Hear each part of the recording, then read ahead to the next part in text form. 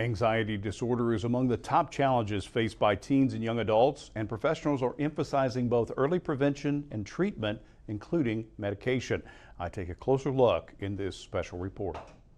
I have to do better for my mental health, and anxiety was the biggest setback. Anxiety has been called the new pandemic, especially among teens and young adults.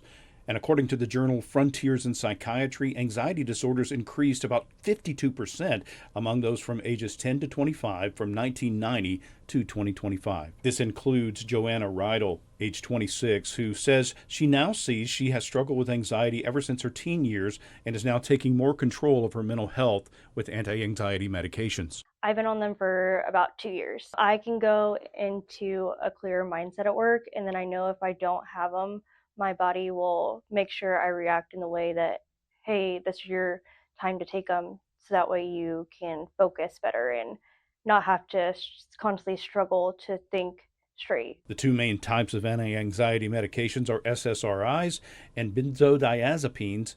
Both have distinct effects on the brain. The SSRIs are working on the increase in the amount of serotonin, and then the benzodiazepines are more of the GABA receptors in the brain, which, again, getting a little technical there, but work definitely differently. Smith says he has noticed an increase in prescriptions in St. Joseph in the past 5 years, which is consistent with national numbers. Of the $282 billion spent by Americans on mental health, a growing percentage is among teens and young adults. Symptoms of anxiety can begin in late childhood and continue into adolescence and young adulthood.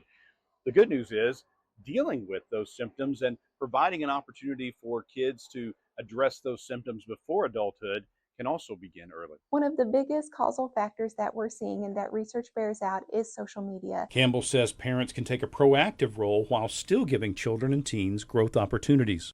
Sit down and have those conversations with your kid and the children in your home about there is a difference between a right to privacy and secrecy.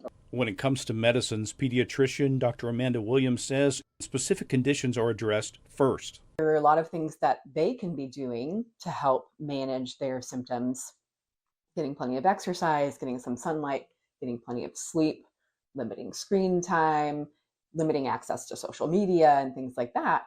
And then when those things aren't adequate, we say, hey, let's start some therapy. And oftentimes if you've started into therapy and we're still struggling, the natural progression at that point would be to start medication. Williams recommends that medication for teens and young adults be a community decision accompanied by therapy, and that they have a go-to adult that the child can connect with outside of therapy. Ultimately, preventative measures and medications are about taking control of your mental health early.